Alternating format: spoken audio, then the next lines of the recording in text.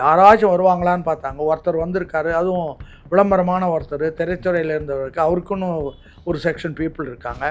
இந்த மக்கள் பூரா அவரை தேடி ஓடுறாங்க. நீங்கள் அவரை தடுத்து பார்க்குறீங்க, கூட்டம் நடத்த விடலை, அவரை நிம்மதியாக விடலை. ஆனாலும் ஒன்றும் பண்ணாமலே, அப்புறம் ஒரு பேட்டியில் நான் சொன்னேன், ஒரு மக்களை சந்தித்தாலும் சரி சந்திக்காட்டாலும் சரி, மக்கள் ஓட்டு போடுறதுக்கு தேடி போய் ஓட்டு போட தயாராக இருக்காங்க, போடுவாங்கன்னு. அதை வந்து அந்த நிலைமை அவர் சரியாக வேலை செஞ்சுருந்தாருன்னா அவரே 180 சீட்டு வந்திருப்பார். அதான் உங்கள்கிட்ட ஒரு ரிக்வஸ்ட். என்ன ரிக்வஸ்ட்னா, என் ஆட்சியில் எந்த தவறும் நடக்கக்கூடாது. அப்படி ஏதாவது நடந்தால் உடனே எனக்கு சொன்னீங்கன்னா அதை ஒரு நாளில் நான் ரெக்டிஃபை பண்ணிடுறேன். அதுக்கு பிறகு நீங்கள் மீடியாவை போடுவாங்க. அப்படி பண்ணலைன்னா மீடியா அப்படின்னு வந்த ஒரு இயக்கம் இது. ஆனால் இன்றைக்கி ஊழலே இல்லாத துறையே இல்லை, லஞ்சமே இல்லாத ஒரு துறையே இல்லை, கமிஷனே இல்லாதது ஒன்றுமே இல்லை. கூட்டணி எதுக்காக? ஆளுங்கட்சி 5 வருஷம் ஆட்சி பண்ணுச்சு. உன்னுடைய ஆட்சியில் பண்ண நிர்வாகத்தை பார்த்து மக்கள் ஓட்டு போடணும். அதை விட்டு இருக்கிற ஊரில் இருக்கிற கட்சியெல்லாம் கூப்பிட்டு பணம் கொடுத்து அது பண்ணி இது பண்ணி அவங்கள கற்பழித்து 26 கட்சியை வச்சுக்கிட்டு நீயும் சேர்ந்து உன்னால் ஜெயிக்க முடியலன்னா அப்போ மக்கள் அவனை பற்றி என்ன நினைக்கிறாங்க? செய்வார்ன்ற நம்பிக்கை இருக்குது. ஆனால் வந்து அதை செஞ்சால் தான் முடியும். அது செய்கிறதுக்கும் ஒரு காலம் வேணும்ல. கண்டிப்பாக அந்த காலம் கொடுத்தால் அது வந்து நிச்சயமாக நடக்கும். அது வரைக்கும் வந்து என்ன பண்ணுவாங்கன்னா, இந்த ஏற்கனவே இவங்களோட இருந்து பழக்கப்பட்ட அதிகாரிகள் இருக்காங்கள்ல, அவங்க இந்த ஆட்சிக்கு கெட்ட பெயர் வர்றதுக்கு எல்லா வேலைகளையும் செஞ்சுக்கிட்டு தான் இருப்பாங்க. நான் கேட்குறேன், குதிரை பேரன் சொல்கிறல, ஏன் அந்த குதிரைகளை நீங்கள் வளர்த்தீங்க? நீங்கள் குதிரைகளை வளர்க்க போய் தானே அது குதிரை பேரம் ஆகுது. கட்சி கொள்கையோடு கொள்கை பற்றோடு இருக்கிறவனுக்கு சீட்டு கொடுத்து வளர்த்துருந்தீங்கன்னா அவன் எப்படி குதிரை பேரம் ஆவான்? குதிரையை உருவாக்குனவங்களே நீங்கள் 2 பேரும் தான்ப்பா. குதிரையை இன்னும் சொல்லப்போனால் இது ஒரு கேவலமான வார்த்தை. அது என்ன எம்எல்ஏக்கள் பூரா குதிரைகளா? கட்சிக்காரன் வந்து எனக்கு நல்லா வந்து என்கிட்டயே சொல்லுவாங்க, ஏன்டா நீ நிற்கலன்னு கேட்டால், போனதும் பேட்டியில் 20 கோடி இருந்தால் வா, இல்லைன்னா இல்லை அப்படின்றாங்க. என்கிட்ட இங்கே என்ன இருக்குது அப்படின்றான். அப்படிப்பட்ட ஆள்லாம் நீங்கள் அந்த குதிரைகளை வளர்த்தீங்க, அது குதிரைகளாக போகுது, அவ்வளோதான். அதனால் வந்து ரொம்ப சிம்பிளாக அவ்வளோதான். நீங்கள் வந்து குதிரைகளை வளர்த்தும் போது குதிரை பேரத்துக்கு போயிடுது, அவ்வளோதான். திமுக வந்து என்னைக்கு வந்து கட்சியினுடைய கொள்கைகளை விட்டு வெளியில் வந்தாங்களோ அன்றைக்கே போச்சு. இன்னும் சொல்லப்போனால் கட்சியே குடும்ப சொத்தாக மாற்றிக்கிட்டா இருக்கார். நான்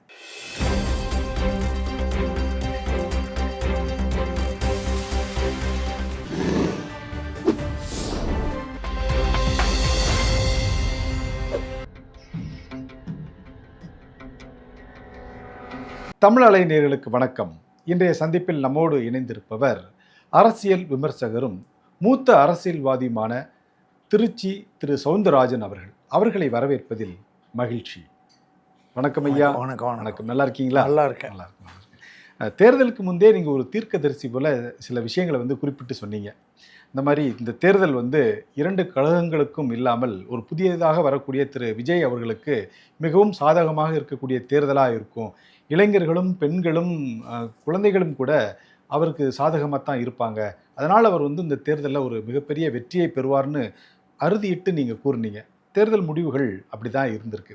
இந்த கணிப்பெல்லாம் எப்படி ஐயா நீங்கள் வந்து அதாவது மாற்று அப்படிங்கிற மாதிரி சிந்தனையோடு நீங்கள் சொன்னீங்களா? இல்லை வந்து திமுகவே ஆரம்பத்துலேருந்து பார்த்துக்கிட்டு இருக்கிறவன், அதே மாதிரி அதிமுகவையும் ஆரம்பத்துலேருந்து, அதிமுகவினுடைய ஃபவுண்டர் மெம்பர் நான். திமுகவில் 1952லேருந்தே திமுகவில் இருக்கிறேன். அண்ணாவோட ரொம்ப இணைஞ்சி அண்ணா கூடயே பெரும்பகுதியான நேரங்கள் இருக்கிற மாதிரி இருந்திருக்கேன். அதனால் திமுக எப்படி வந்தது, இப்போ எப்படி இருக்குது, மக்களுடைய கருத்து என்னவாக இருக்கும் அப்படின்றதெல்லாம் வந்து பார்க்குற போது, மக்கள் வந்து இவங்க விஜய் வர்றதுக்கு முன்னாடியே மக்களுக்குள்ள பெரிய ஆதங்கம் ஒன்று வந்தது. எப்படியாச்சும் இவங்க 2 பேர் இல்லாமல் யாராச்சும் வருவாங்களான்ற எண்ணத்தோடு மக்கள் ஆயிட்டாங்க. இவங்க பண்ண இதில் என்ன காரணம்னா, இவங்களுக்கு கொள்கை இல்லை, லட்சியம் இல்லை, ஒன்றும் இல்லை. ஒரு நாங்கள் இதெல்லாம் பண்ணணும்னு சொன்னால் ஒரு அரசாங்கம்னா பண்ணி தான் ஆகணும். பண்ணாமல் விட்டது என்ன, பண்ணியதில் செய்த தவறுகள் என்ன, இது 2 பற்றி அவங்க பேசுறது இல்லை. அதான் செய்தது என்ன, செய்ததில் தவறு என்ன அப்படிங்கிற விஷயம் வந்து 2 பற்றி பேசுறது இல்லை. இன்னொன்று வந்து நம்ம செய்கிற காரியங்கள்னால மக்களுக்கு பாதகங்கள் என்ன, சாதகங்கள் என்னன்னு பார்க்கணும். இந்த இயக்கத்தினுடைய உயிர்நாடி என்பது நம்முடைய தொண்டர்கள் தான். அவர்கள் அவங்களுடைய வாழ்நாளை, அவங்களுடைய வருமானத்தை, அவங்களுடைய குடும்ப வாழ்க்கையை எல்லாத்தையும் செலவு பண்ணி காப்பாற்றுறவங்க அவங்க தான். அவங்கள வந்து குடும்பத்தை எல்லாத்தையும் மறந்து இந்த இயக்கத்தை வளர்க்கணும்னு பாடுபடுறவங்க அவங்க தான். அவங்கக்கிட்ட யாரெல்லாம் மரியாதையோட, பாசத்தோட, அ நியாயத்தோடு நடக்கிறாங்களோ அவங்கள அவங்க சப்போர்ட் பண்ணுவாங்க. இன்றைக்கி வந்து தலைமை இருக்குது, கட்சிக்காரன் கீழே இருக்கான், அவனுக்கு சம்மந்தம் கிடையாது. இவங்களே நினச்சவங்க தான் மாவட்ட செயலாளர், இவங்க நினச்சவங்க தான் ஒன்றிய செயலாளர், இவங்க நினச்சபடி மாற்றிக்குவலாம், செஸ் போர்டு மாதிரி மாற்றிக்கிட்டு வராங்க. தொண்டனுக்கு அதில் எந்த உரிமையும் கிடையாது, அவன் ஒன்றும் பண்ணுறது கிடையாது. ஆச்சா இப்போ தேர்தல் வரும்போது என்ன பண்ணுவாங்கன்னா, தலைமை கழகத்திலேருந்து ஆய்வுக்குழுன்னு ஒன்று அனுப்புவாங்க. இது சட்டமன்ற தேர்தல் வரும்போது அதில் யார் இருப்பாங்க? நாவலர் நெடுஞ்செழியன், மதியழகன், என்.வி. நடராஜன், சத்யவாணிமுத்து, இப்படி முக்கியமானவங்கள்லாம் இருப்பாங்க. அதை வந்து இப்போ திருச்சி மாவட்டம்னு வச்சுக்கோங்க, 3 எம்பி சீட் இருக்குது. இது புதுக்கோட்டை ஒன்று, கரூர் ஒன்று, பெரம்பலூர் ஒன்று இருக்கும். பெரம்பலூரில் ஒரு கேம்ப் போடுவோம், ஒரு நாள் போடுவாங்க. பெரம்பலூர் பகுதியில் இருக்கிற எல்லா கிளைக்கழகங்களையும் வர சொல்லிட்டு அதில் வந்து நம்மக்கிட்ட 2 விதமான படிவம் தருவாங்க. ஒன்று என்ன, நான் யார் அப்படின்றது அதில் இருக்கும். என் பேர் சவுந்தரராஜன், கட்சி உறுப்பினர், எந்த வருஷம் உறுப்பினரான, எத்தனை தடவை ஜெயிலுக்கு போனேன், அதெல்லாம் இருக்கும் அதில். இன்னொரு படிவம் என்ன இருக்குன்னா, நீ யாரை தேர்ந்தெடுக்கிற, சட்டமன்ற எந்த தொகுதி எதை தேர்ந்தெடுக்கிற அப்படின்னு இருக்கும். அதில் நீ தேர்ந்தெடுக்கிற ஆள் எத்தனை வருஷமாக கட்சியில் இருக்கார், எவ்வளோ ஜெயிலுக்கு எத்தனை தடவை போயிருக்காரு, என்ன பண்ண, அவர் தியாகம் பண்ண வரலாறுலாம் இருக்கும். எல்லாம் ஸ்க்ரூட்டனைஸ் பண்ணி சாயங்காலம் உட்காந்து தேர்ந்தெடுத்து அங்கேயே யார் கேண்டிடேட்டுன்னு சொல்லிவிடுவாங்க. அதான் அன்றைக்கி இருந்த கட்சி. தலைமை ஒரு சீட்டு கூட தர முடியாது. அப்படி இருந்த கட்சி இன்றைக்கி வந்து என்ன மாறிடுச்சுன்னா, கருணாநிதி வந்த பிற்பாடு அவங்க குடும்பத்தில், ஆரம்பத்திலேருந்தே சொல்கிறேன், குடும்பத்தில் செல்வம் சொன்னால் 10 சீட்டு, செல்வி சொன்னால் 10 சீட்டு, கனிமொழி சொன்னால் 10 சீட்டு, ராஜாத்தி சொன்னால் 10 சீட்டு, இது தர்மாம்பாள்கிட்ட 10 சீட்டு, மாறன்கிட்ட 10, இப்படியே அவங்களுக்கு குடும்பத்துக்குள்ளே பிரித்து அவங்களுக்கு தேவையானவங்களை எடுத்துக்கிட்டு கட்சியை வச்சுக்கிட்டு அவங்க வந்து அந்த ஊழல் லஞ்சத்தில் சம்பாதிச்ச சொத்துக்களை வச்சு கட்சியை நடத்தி ஆரம்பித்தா இது பேர் கட்சியே இல்லை. இதனுடைய விளைவு என்னன்னா, மக்கள் மத்தியிலேருந்து தூரமாக போயிடுச்சு, தொண்டன்கிட்டேருந்தும் தூரமாகிடுச்சு. தொண்டனாக வைக்கவில்லை, தொண்டனை நீங்கள் குண்டனா, அது சொல்கிறது கூட நான் கொஞ்சம் கூச்சப்படுறேன், அவனை வந்து கூலிக்காரனை மாற்றிட்டீங்க. இது அப்படி மாற்றின ஒருபாடு இனிமேல் அந்த கட்சி நடத்துறதுக்கு எந்த விதமான முகாந்திரமும் கிடையாது. மேலே இருக்கவங்க வேணால் புலம்பிக்கிட்டு இருக்கலாமே தவிர கட்சி அடிப்படை விசுவாசத்தோடு எந்த கட்சிக்காரனும் அங்கே வேலை செய்ய போகிறதில்ல. நாங்கள்லாம் கட்சி அடித்தளத்துலேருந்து வந்தவங்க. தலைமை வந்து நியாயமாக பேசுதான்னு பார்ப்போம், இல்லைன்னா தலைமையே போய் நம்ம எதிர்த்து பேசலாம். ஆனால் தலைமை முடிவெடுத்த ஒருபாடு அந்த முடிவில் தான் நிற்போம். அப்படி தான் ஒரு கட்சி வச்சுருந்தோம். கண்டிப்பாக அதை பட்டு மாறினதனுடைய விளைவு இனிமேல் வந்து இவங்களுடைய செல்ஃப் எடுக்காது. 2 கட்சிக்குமே அதே தான் நிலைமை. இவங்களுக்கு திராவிடம் என்று சொல்கின்ற உரிமையும் இவங்களுக்கு கிடையாது. காரணம், அண்ணா செத்த அன்னைக்கே அண்ணாவினுடைய கொள்கைகளை பூரா போட்டு குதைச்சிட்டாங்க. இவங்களா பல இதை வச்சுக்கிட்டு பெயர் பலகை வச்சுக்கிட்டு ஓட்டுறாங்க. அதனால் இது 2மே டேக் ஆஃப் ஆகாது, இல்லை கிடையாது. இதெல்லாம் கணக்கெல்லாம் போட்டு மக்களுடைய மனநிலையை கணக்கு போட்டு தான் நான் அன்றைக்கே சொல்கிறேன், யாராச்சும் வருவாங்களான்னு பார்த்தாங்க. ஒருத்தர் வந்திருக்காரு, அதுவும் விளம்பரமான ஒருத்தர், திரைத்துறையில் இருந்தவருக்கு, அவருக்குன்னு ஒரு செக்ஷன் பீப்புள் இருக்காங்க. இந்த மக்கள் பூரா அவரை தேடி ஓடுறாங்க. நீங்கள் அவரை தடுத்து பார்க்குறீங்க, கூட்டம் நடத்த விடலை, அவரை நிம்மதியாக விடலை.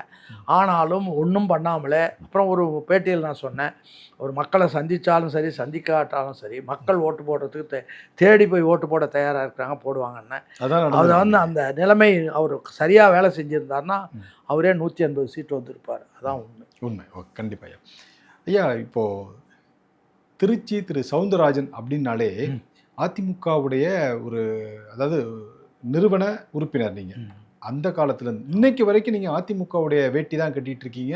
கிட்டத்தட்ட 88 வயது வரைக்கும் அதிமுக என்று புரட்சித் தலைவர் எம்ஜிஆர் வந்து கட்சியை தொடங்கினாரோ, திமுகவிலேருந்து விலகி அதிமுக தொடங்கினாரோ, அன்னையிலேருந்து நீங்கள் அதிமுகவில் தான் தொடர்றீங்க. ஆனால் இன்னைக்கு உள்ள காலகட்டத்தில் என்ன அப்படின்னா, ஒரு கட்சியினுடைய கொள்கை வந்து பிடிப்பில்லாமல் போயிடுதா, இல்லை பதவி ஆசையா என்று தெரியாமல் கட்சியிலேருந்து போட்டியிட்டு ஜெயித்தவர்கள் கூட அவர்களுக்கு அந்த ஒரு ஆட்சி அதிகாரத்தில் இல்லை அப்படின்ன உடனே டக்குன்னு அந்த பதவியெல்லாம் ரிசைன் பண்ணிவிட்டு நேர்மாறாக இன்னொரு கட்சியில் போய் ஜாயின் பண்ணிடுறாங்க. அதை எப்படி நீங்கள் பார்க்குறீங்க? அதாவது ஒரு கட்சின்றதுக்கு என்னென்னா, கட்சி ஒன்று அமைக்கணும்னா அதுக்கு ஒரு நல்ல கொள்கை இருக்கணும்,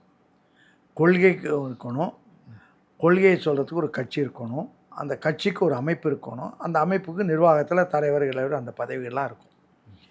கொள்கையே வந்து இவங்களுக்கு இந்த இப்போ திமுகவில் இருக்கிறவங்கள நான் சொல்கிறேன், ஸ்டாலின் உட்பட திமுகவினுடைய ஆரம்ப கால கொள்கை என்ன தெரியுமா? தெரியாது. ம். அண்ணா கட்சி ஆரம்பித்த போது தெளிவாக சொன்னார், உழைக்கிறவர்கள் வாருங்கள் பிழைக்கிறவர்கள் வராதீர்கள். அடுத்தபடி கொள்கைன்றது இது வந்து திகாவும் திமுகவும் இரட்டை குழல் துப்பாக்கினார். என்ன சொன்னார்? ஜாதி ஒழியணும், மதம் ஒழியணும், கடவுள் ஒழியணும், காந்தி ஒழியணும், காங்கிரஸ் ஒழியணும். இது 5ம் திராவிட கழகத்தினுடைய மூலக்கொள்கைகள். இது இத்தனை பேருக்கு தெரியும்னு எனக்கு தெரியல. தெரியுதா? அதே தான் நம்முடைய கொள்கை அப்படின்னு பிரகடனப்படுத்தி 2ம் இரட்டை குழல் துப்பாக்கி, ஒன்றும் வேறுபாடு கிடையாதுன்னு அறிவித்தவர் அண்ணா. அந்த கொள்கையினுடைய அடிப்படையில் தான் அவர் முதல்லேருந்து வந்தார். அவர் 67 வரும்போது காங்கிரஸ் ஒழியணுன்றதை ஒழிச்சிட்டு போயிட்டார். அவர் செத்தாரு, நீங்கள் காங்கிரஸோட கூட்டணி வச்சுட்டீங்க. அதோடு மட்டுமல்ல, ஜாதி ஒழியணும், மதம் ஒழியணும், ஜாதிக்காகவும் மதத்துக்காகவும் இருக்கிற ஆர்எஸ்எஸ் பிஜேபியோடைய கூட்டு சேர்ந்து அந்த அமைச்சரவையிலே 17 ஆண்டு காலம் ஊழல் இருக்கக்கூடாதுன்னு சொன்னார். அவர் ஆட்சி அமைகிறதுக்கு முன்னாடி மார்ச் 6ஆம் தேதி முதலமைச்சர் பதவி எடுக்க போகிறாரு. இப்போ 5ஆம் தேதி இதில் டி நகரில் அபிபுல்லா ரோடில் எஸ்டிஎஸ் திருமண மண்டபத்தில் நிருபர்கள் கூட்டம். ஆல் இண்டியா லெவலில் நிறைய ஒரு 500 பேருக்கு மேலே வந்தாங்க.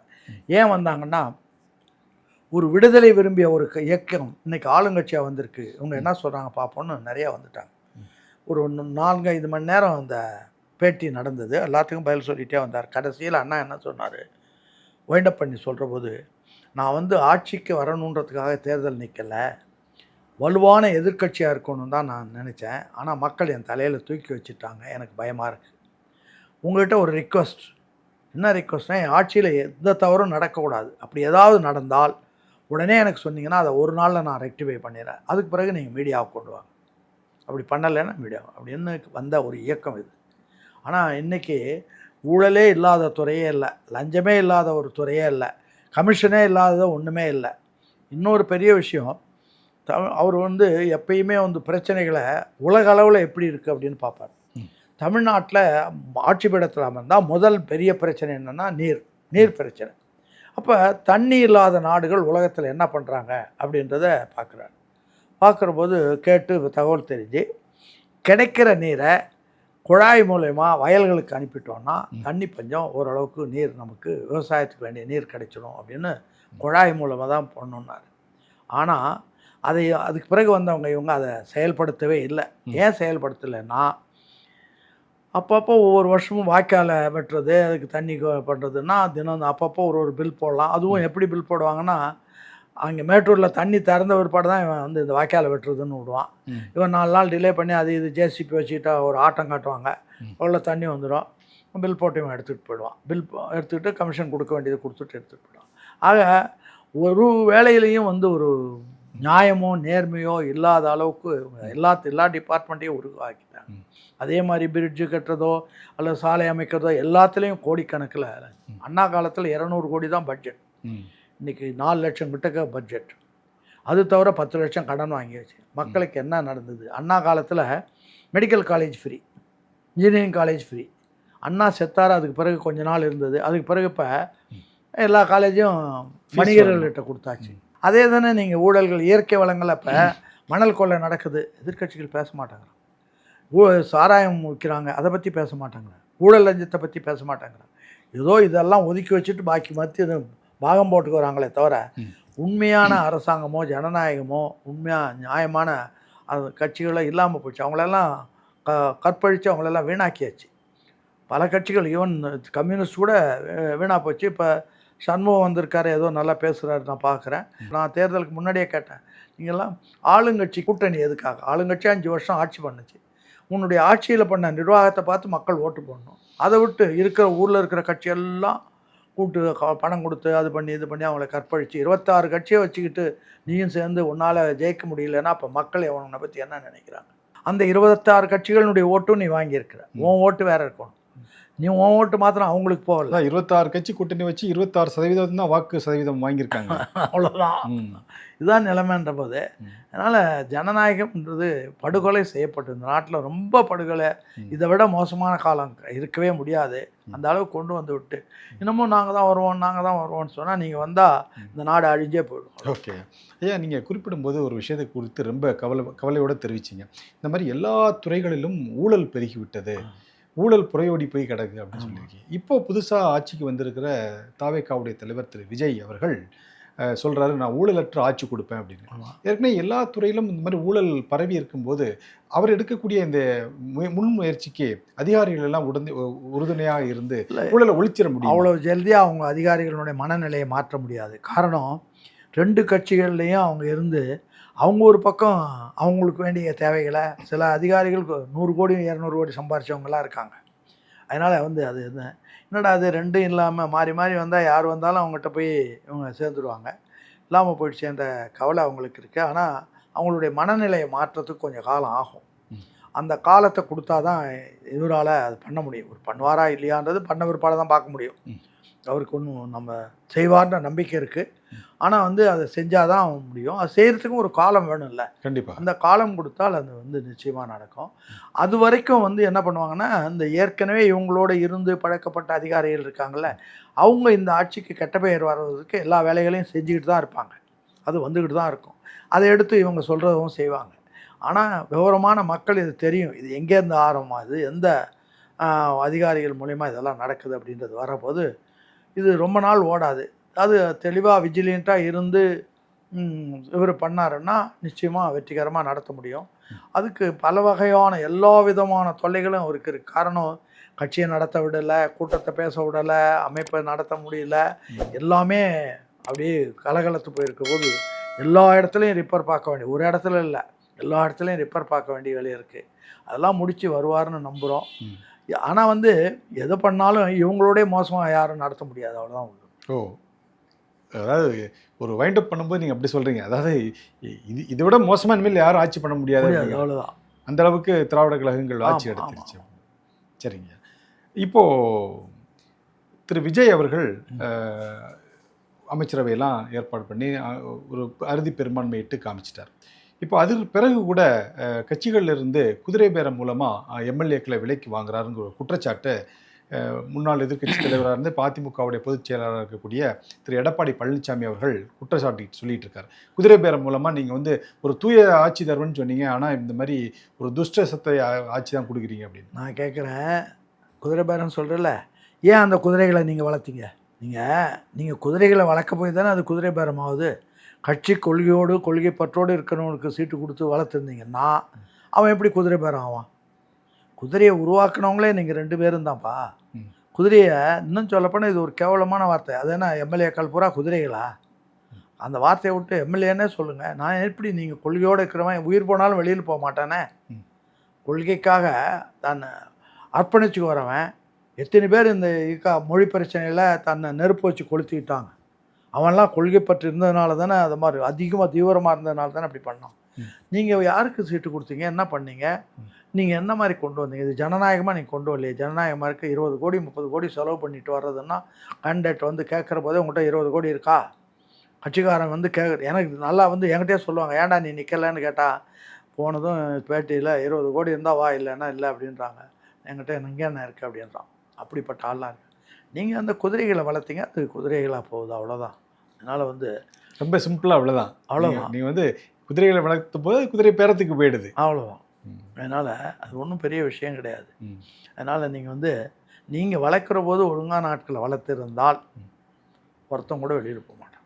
கண்டிப்பாக ஒருத்தம் கூட போக மாட்டான். உண்மையான வார்த்தை. கற்போடு இருப்பான். ஓகே, நீங்கள் வந்து அவன் கற்போடு இருப்பான், நீங்கள் தான் உங்களால் தான் அவனை கற்பை விலைக்கு விற்கிறான். ஓகே, அதுக்கு வேறு வார்த்தை சொல்ல நான் விருப்பப்படல. சரிங்க, இதுதான் உண்மை. சரிங்க. ஏன் நீங்கள் வந்து திமுகவில் இருந்திருக்கீங்க ஆரம்ப காலத்தில். அதற்கு பிறகு புரட்சித் தலைவர் எம்ஜிஆர் அவர்கள் அதிமுகவை ஆரம்பித்த பிறகு நீங்கள் வந்து அதிமுகவுடைய ஃபவுண்டர் மெம்பராக இருந்து ஆரம்பிச்சிருக்கீங்க உங்களுடைய அரசியல் வாழ்க்கையை. எதற்காக திமுகவை விட்டு அதிமுக ஆரம்பிக்கப்பட்டதோ அதெல்லாம் போய் இன்னைக்கு வந்து தேர்தலில் படுதோல்வி அடைந்த பிறகு 2 கட்சிகளும் தாவேக்காவை ஆட்சி அமைக்க விடக்கூடாது என்பதற்காக அதிமுக தலைமையில் ஆட்சி அமைக்குவதற்கு திமுக முன்முயற்சி எடுத்தது அப்படிங்கிற வார்த்தைகள் எல்லாம் நீங்கள் கேட்டிருப்பீங்க, பேசப்படுகிறது. அவங்க திமுகவோட கூட்டணியில் இருந்தவங்களே அதை பற்றி குறிப்பிட்டு பேசுகிறாங்க. இதை எப்படி பார்க்குறீங்க? அதாவது அதிமுக ஆட்சி அமைக்கிறதுக்கு திமுக சப்போர்ட் பண்ணுறங்க ஒரு சிம்பிளாக இதில் எம்ஜிஆர் கொடுத்த 2 ஒன்றும் அவர் ஒரு உயில் எழுதினார், இன்னொன்று பத்திரிக்கையில் அண்ணா பத்திரிக்கையில் ஒரு அறிக்கை கொடுத்தார். இந்த 2ஐயும் எடுத்தாலே இதுக்குள்ளே பதில் இருக்குது. அவர் உயில் எழுதுகிற போதே என்ன பண்ணுறாருன்னா உயில் எழுதுறதுக்கு முன்னாடி சட்டமன்றத்தில் ஒரு தடவை சொன்னார், நானோ என்னுடைய உறவினர்களோ நண்பர்களோ யாரோ தமிழ்நாட்டிலோ இந்தியாவிலையோ எங்கேயோ இடம் வாங்கி நான் நிரூபித்தால் இந்த சட்டமன்றத்தில் தூக்கில் தொங்குவதற்கு தயார்னார். அதனால் அவர் ஊழல் பண்ணல. அவர் அந்த இதை எழுதுகிற போது என்ன பண்ணுறாருன்னா, அவருக்கு வந்து போகிற போக்கு இவங்க பண்ணுற போக்கு சரியில்லை அப்படின்றதுனால உயிரில் என்ன சொல்கிறாருன்னா, கட்சி நடத்தினா இதெல்லாம் வச்சுக்கிட்டு நடத்தட்டும், இல்லைன்னா இதெல்லாம் இந்த ப்ராப்பர்ட்டியெல்லாம் குருடர் செவிடர் பள்ளிக்கு கொடுத்துடணும் அப்படின்றது அவர் முடிவுரை எழுதிட்டார். ஏன் அந்த முடிவுரை எழுதுவதற்கு காரணம் என்னென்னா, அவருக்கு நம்பிக்கையானவர்கள் இல்லை, இது தொடர்ந்து நடத்துவாங்கன்னு தெரியல. இருந்தாலும் ஜனநாயக பண்போடு இதோடு நான் மூடிட்டேன்னு சொல்லாமல் ஜனநாயக பண்போடு அதை வந்து நடத்தினா இதெல்லாம் வச்சு நடத்தட்டும், இல்லைன்னா கொடுத்துட்டோம் அப்படின்றார். அதுக்கு பிறகு இன்னொன்று என்ன அறிக்கை விட்டாருன்னா, என் வாழ்நாளில் நான் செய்த மிகப்பெரிய தவறு ஜெயலலிதாவை அழைத்து பதவி கொடுத்து இந்த அளவுக்கு வரம்பு மீறி பதவி கொடுத்து இது பண்ணதெல்லாம் தப்பாக போச்சு. அந்த அம்மா வேறு கட்சிக்கு போகிறதுக்கு பார்க்குறாங்க, நம்மளை ஒழிக்கிறதுக்கு பார்க்குறாங்க, நம்ம மேலே குற்றச்சாட்டுகள் சொல்கிறாங்க, இதெல்லாம் இருக்குது. அதனால் அந்த அம்மாவை நான் கட்சி விட்டு என் வாழ்நாளில் செய்த மிகப்பெரிய தவறுன்றார் அவரை கடைசியாக சாவர காலத்தில். அந்த மாதிரி சொல்லிட்டு பண்ண ஒரு பாடு அந்த அம்மாவை வச்சுக்கிட்டு நீங்கள் இவங்க நடத்துகிறாங்கன்னா அதுக்கு பேர் அதிமுகவா? கிடையாது.